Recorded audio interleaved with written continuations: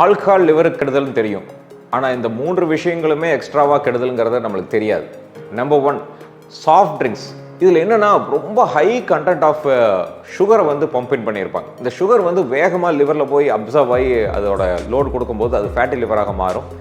இரண்டாவது, ஆல்கஹால் தவிர்த்துலாம் நம்ம வந்து ப்ரீசர் குடிச்சிக்கலாம், நம்ம வந்து ஒயின் குடிச்சிக்கலாம். இதுலேயும் அந்த சுகர் கண்டென்ட் அதிகமாக இருக்கிறதுனால தான் அது ஃப்ரக்டோஸ் ஆகவோ மால்டோஸ் ஆகவோ அதுவும் வந்து ஃபேட்டி லிவரை வந்து மோசப்படுத்தும். மூன்றாவது, ஃபிசிக்கல் எக்ஸசைஸ் பண்ணிட்டு இருக்கிறவங்க எனர்ஜி ட்ரிங்க்ஸ் குடிக்கலாம் அப்படிங்கிறது.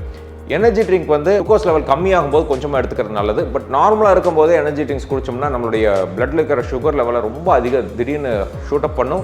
இன்சுலின் லெவலை வந்து ரெசிஸ்டன்ஸ் டெவலப் பண்ணும். இது வந்து கொழுப்புகளாக லிவரில் படிஞ்சு ப்ராப்ளம் ஏற்படுத்தும். எது பெஸ்ட்டுன்னு பார்த்தீங்கன்னா, ஒரு black coffee, black tea, green tea இந்த மாதிரி இருக்கிற ஐட்டம்ஸ் எல்லாமே நம்மளுடைய அந்த யூஸ்வலாக ரெகுலர் ஸ்நாக்ஸோடு எடுத்துக்கிறது மிக மிக லிவர் ப்ரொடெக்டிவாக இருக்கும்.